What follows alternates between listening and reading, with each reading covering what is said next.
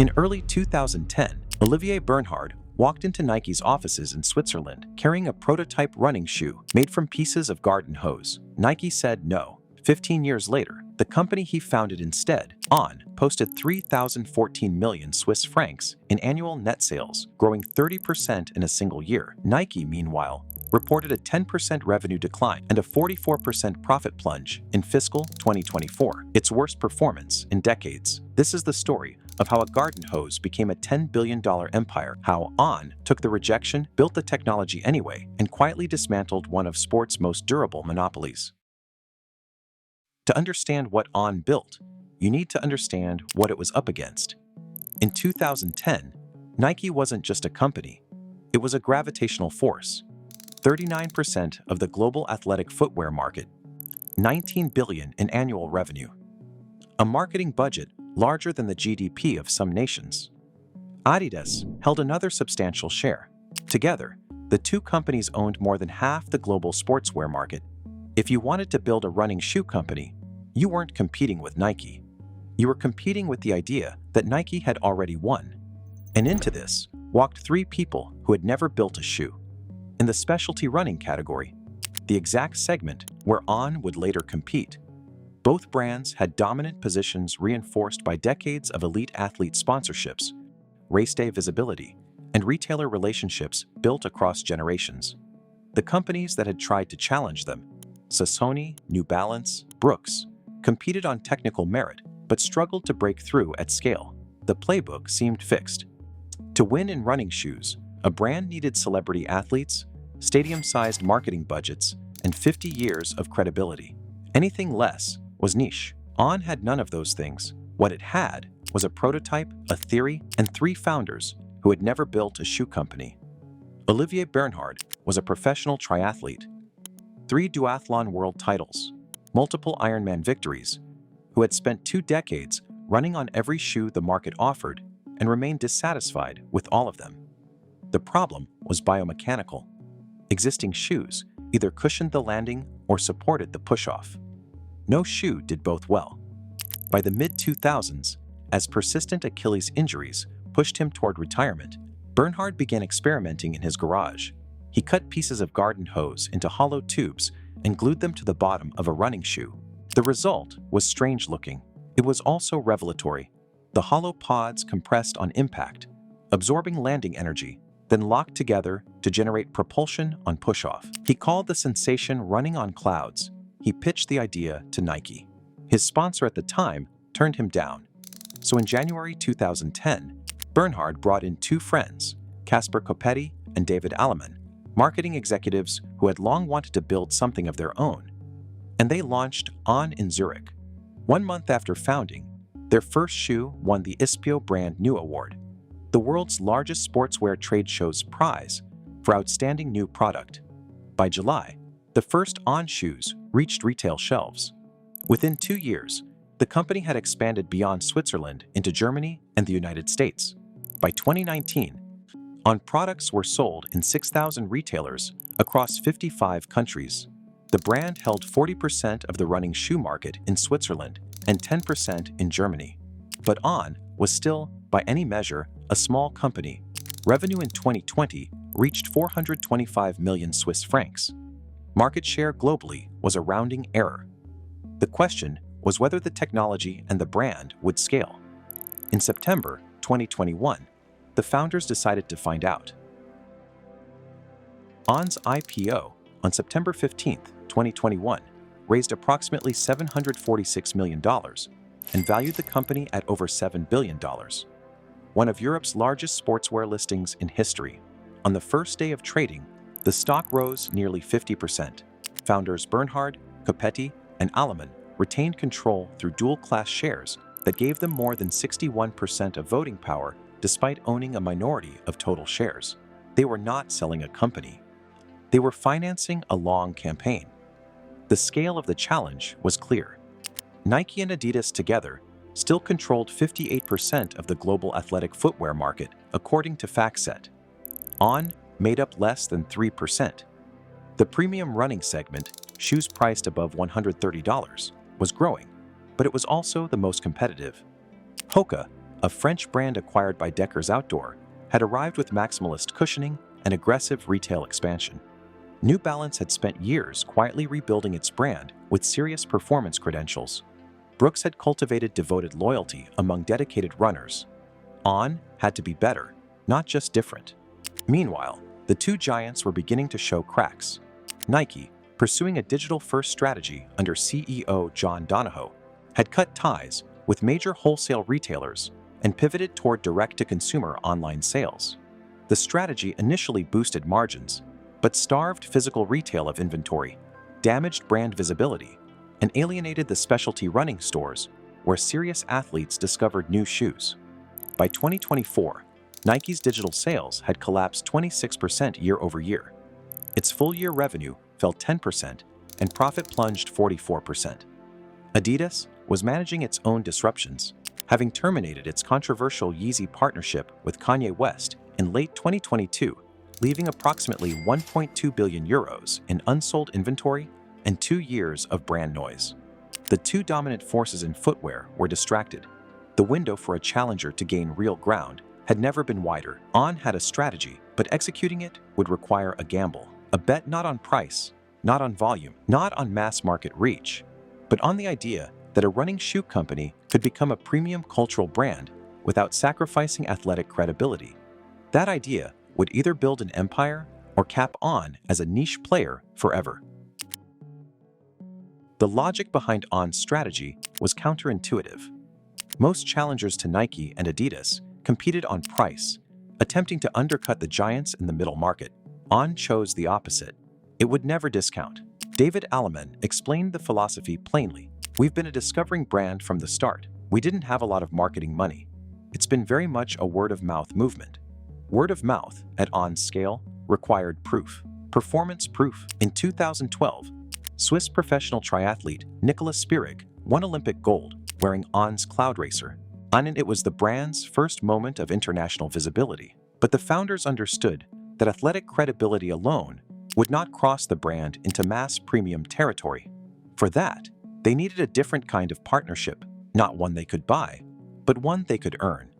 In November 2019, that proof walked into the room. Roger Federer, 20-time Grand Slam champion, recently departed from Nike after 2 decades, became an investor and active partner in On.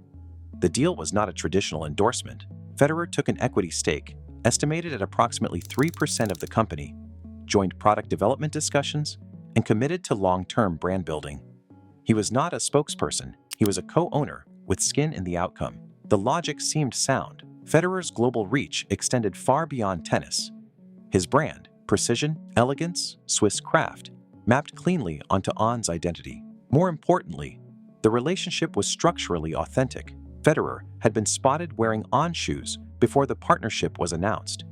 The company reached out after noticing it, not the other way around. The deal reflected a pattern On would use repeatedly. Find someone already convinced, then make the relationship official. On continued building that way. Actress Zendaya had been wearing On shoes long before any formal partnership. She was frequently spotted in them on set and while traveling. When On approached her, the multi-year brand ambassador deal was announced in June 2024. It was not manufactured, it was ratified. The same logic applied to On's collaboration with Loewe, a 177-year-old LVMH maison whose clients routinely spend 5 figures on a single bag. On didn't pursue Loewe. Loewe came to On. 5 capsule collections followed between 2022 and 2025. A shoe company born from garden hose prototypes was now sitting at the same table as French luxury. On was not chasing prestige. It was confirming prestige that was already accumulating organically. Meanwhile, On kept building the performance foundation that justified the cultural reach. In 2018, Bell Labs had published research showing that certain foam compounds could improve marathon times by 4%. The foam plate racing shoe revolution changed elite running permanently. On's response was light spray, a technology using a robotic arm to wind a continuous thermoplastic thread around a carbon fiber mold, producing a complete shoe upper in 3 minutes. The resulting shoe, the Cloudboom Strike LS, weighed 170 grams. In April 2024, Kenyan marathoner Helen Obiri wore it to win the Boston Marathon. In August 2024, she wore it to take bronze at the Paris Olympics marathon. In November 2024, she set a course record at the New York City Marathon, finishing in 2 hours, 19 minutes, and 51 seconds, 2.5 minutes faster than the previous record. The strategy was coherent. Win at the elite level to validate the technology. Deploy that validation across a premium product range. Price without apology. Sell without discounting. Choose wholesale partners for alignment, not volume. Build the direct-to-consumer business as the primary relationship with the customer. The question was whether the market would follow.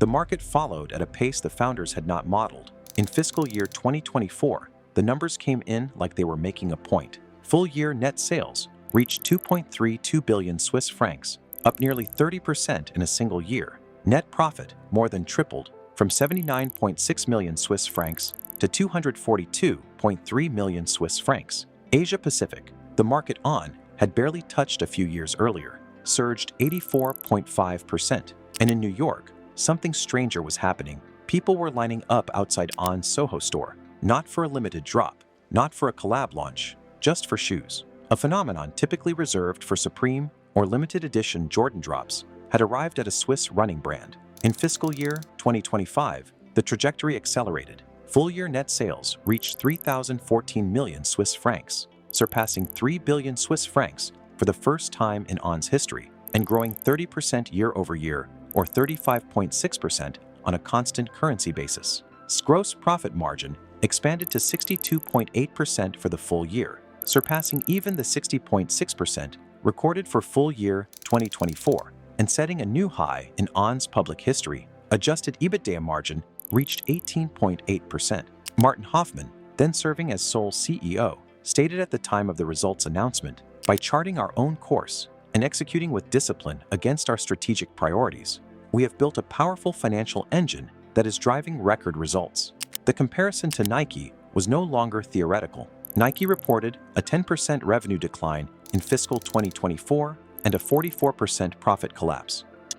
Its digital sales fell 26% year-over-year in Q4. Its global market share dipped to 14.1%. New CEO Elliott Hill, appointed in October 2024, acknowledged the company needed to return to its athletic roots after years of over-indexing on digital channels and margin-eroding discounts. The brand that had rejected Olivier Bernhard's garden hose prototype was now scrambling to recall what had made it relevant. Meanwhile, analysts noted the structural divergence. On's no-discounting policy, sustained across 15 years and now at 3 billion Swiss francs in scale, had produced gross margins that Nike, with 50 years of brand equity and 10 times the revenue, could not match. Bernhard had once said, "We were trying to create a completely different running sensation." By 2025, the numbers suggested he had also created a completely different business model.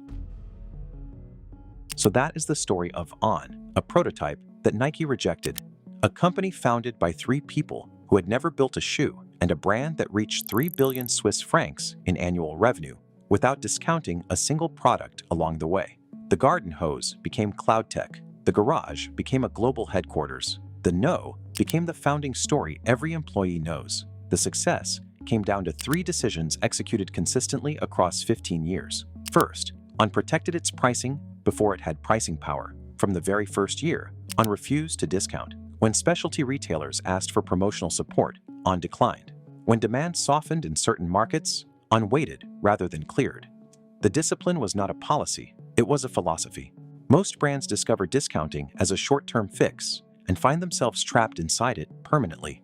On never took the first hit. By the time the brand had the scale to set terms with major retailers, the no-discount position was already structural, part of what made the brand worth carrying at all. The lesson generalizes cleanly. Pricing integrity is easiest to protect at the start and nearly impossible to recover once lost. Second, On built performance credibility before cultural credibility. The Federer partnership came in 2019, 9 years after founding. The Zendaya partnership came in 2024, 14 years after founding. Neither was reached for before the product had earned the association. By the time Roger Federer endorsed On-sponsored athletes had already won Olympic medals. By the time Zendaya became a brand partner, the Soho store already had daily lines. The cultural architecture was laid on top of a performance foundation that could support it. Compare this to competitors who lead with celebrity and hope the product follows. At On, the sequence was reversed, and the reversal was deliberate. Third, On turned rejection into a founding asset. Nike said no to Bernhard's prototype before On's founding. That rejection did not end the idea. It forced On to build its own distribution, its own brand story, and its own relationship with the specialty running community that Nike had overlooked on its march toward mass market. The word-of-mouth growth that Alaman described was not a romantic accident. It was the direct consequence of having no other option. The brand had to earn every customer one at a time in running specialty stores, through peer recommendation, through visible technology, through race day performance. By the time it had the resources to market at scale, it had a community that marketing could not have manufactured. Nike said no because it could not see what a garden hose could become. On built it anyway. The garden hose was never the point. The discipline was.